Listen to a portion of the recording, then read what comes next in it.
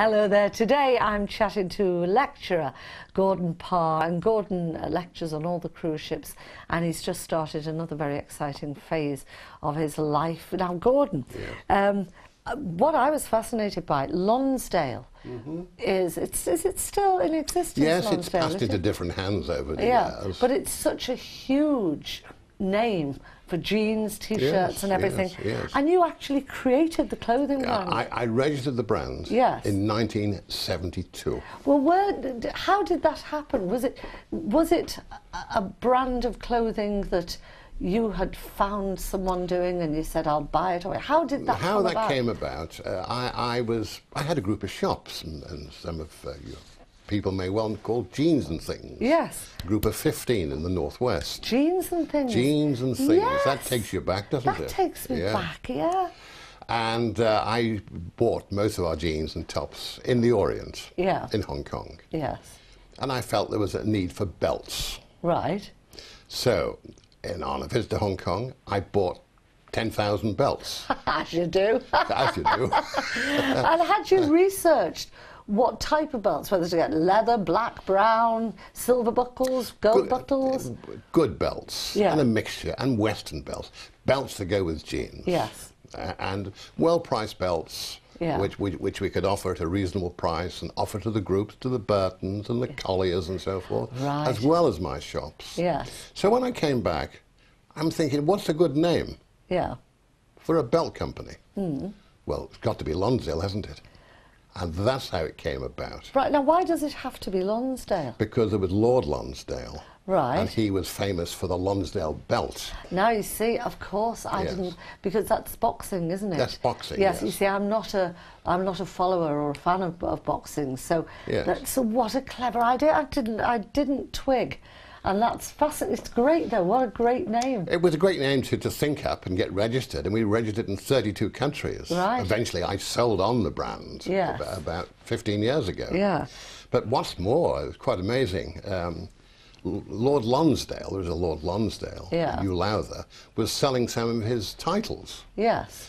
And I bought, or my company bought, the lordships of Kirby Lonsdale and Thornton Lonsdale.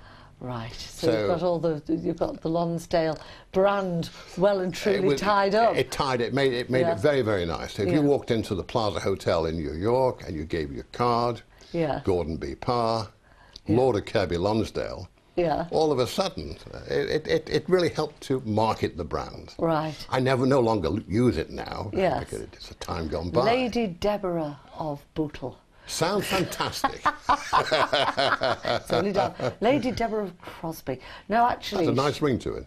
Shirley, the politician, she actually got the... Shirley Williams. Shirley Williams, yes. My mind went blank for a second. She's Baroness or something. That's right, yes.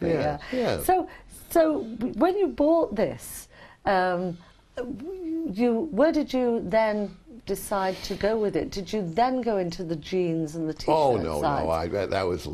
I started in '72 doing that. And I probably bought the brand.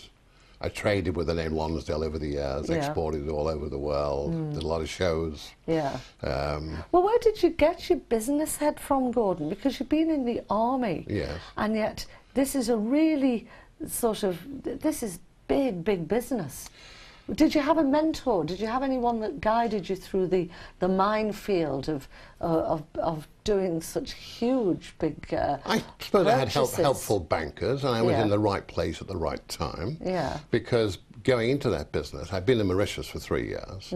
Then I got sent to Hong Kong as a manager for NCR in Hong Kong. Of course, so that'll teach you. So then you're looking at opportunity, and you're saying to yourself, do I always want to work for somebody, or do I want to drive around in a Rolls Royce? Yes. You know? And did you? Yes, of course. Oh, how wonderful. Yes. Now, also, the Lonsdale brand was displayed at the Design Centre. That's right, in Haymarket. Yes. In London. That's correct. It was a display of design of British excellence. British excellence. Yes, we had a nice cabinet there. I've always been into design and concept and so forth. I can't help myself.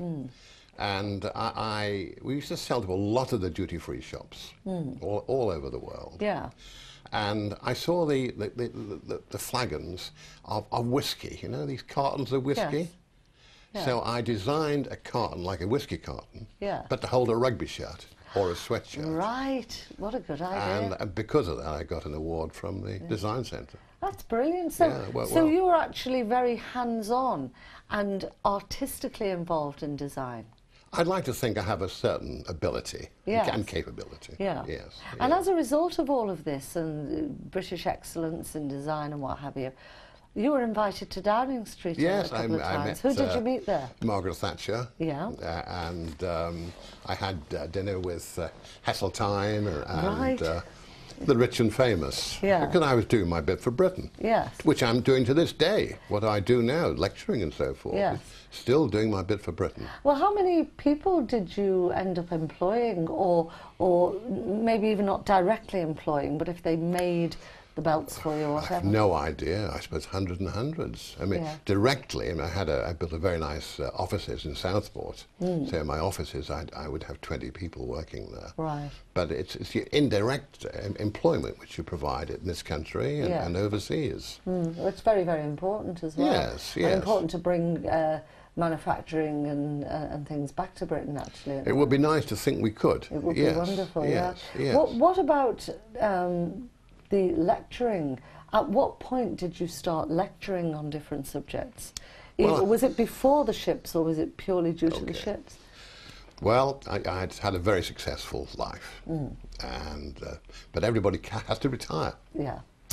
And I have a very, very beautiful home in Birkdale in Southport. But then my wife passed away, my children went away.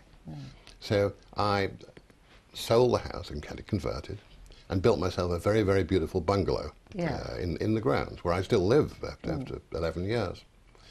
And I went off around the world for a year. I travelled extensively. Then I came back and I was lonely, I must admit. And, Men are not meant to live alone, are they? No, not at all. No. And especially when you've had a happy married life and children, and all of a sudden it's gone. Yeah. So you can travel and you can go on cruises and so forth, but there again, something's missing. It's empty, unless you've got...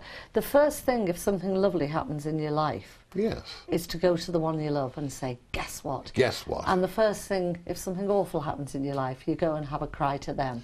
And it is a huge gap. What about your children? Can I just ask, how many have you got? I've got 2 children. Boy and a girl? I've got 1 boy. Yeah. Sorry, two boys. two boys. Say 1 boy and 1 offshore then. One in the Household Cavalry. Yeah. And the other one went to work for the company I sold my Lonsdale to. Right. So he still works for them, and he lives in Southport. Yeah. So you travel the world. You've been very blessed. You've got all the financial accoutrements and toys that a man could ever wish. So when you were feeling that gap missing in your life, how did it make you turn to lecturing? Well, what did I do?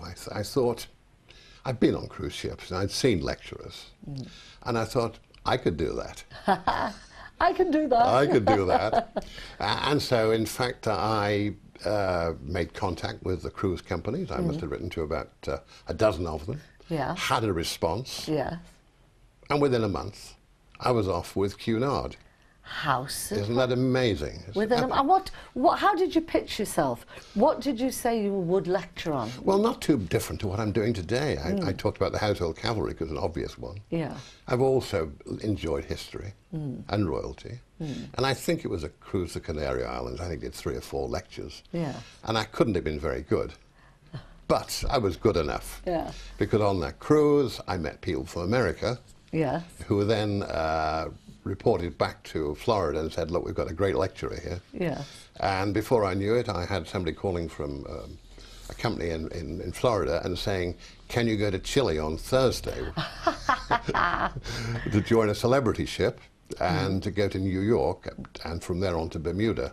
Right. And are you available? We believe you're very, very good. Yeah. Well, I'm not going to say otherwise, am I? No. You can learn to be good between that telephone call and standing in front of the audience. And getting down to Chile. And that's how it started with the Americans. Right. And so I went with Celebrity and Royal Caribbean, which is an associate company. Yes. And then one thing led to another. Mm. And then I went to lecture with P&O. Yes.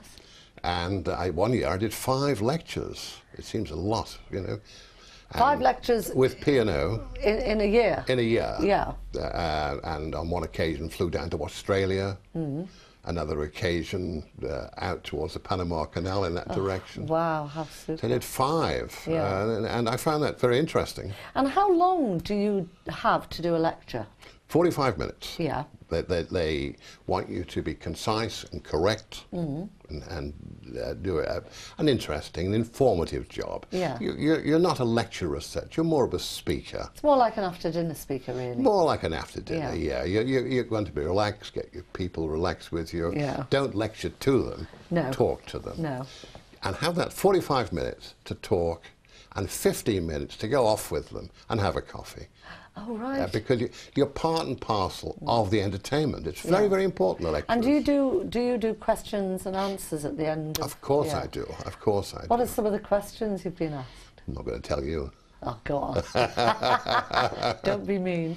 It can be a variety of questions, depending on the subject. Yeah. Have you ever been asked anything that you don't know the answer to? Oh, yes, of course. To err is human. Yes. But there again, I can say I have the answer in my cabin. Yes. Okay? No, don't get me wrong. That's the best chat-up line I've ever heard. Come with me, little lady. Yes. It's called Google. So everything's available. You can find out whatever you want. Yeah.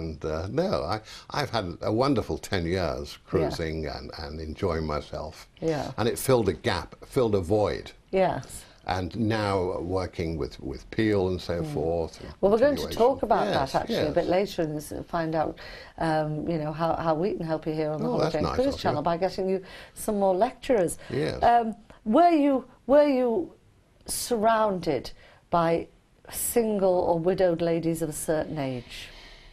There is a lot of ladies of a certain age because men die sooner, and it's a great opportunity for ladies to take a cruise and enjoy each other's company. And maybe you go on the American ships, of course, they have dancers, dance hosts. Oh yes.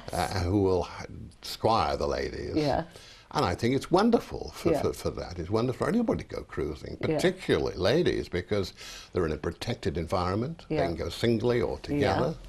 Wonderful. Super. Well, we're going to be back with you in just a minute. We're just going to take a little break and then we'll be hearing more of the wisdom of Gordon in a minute.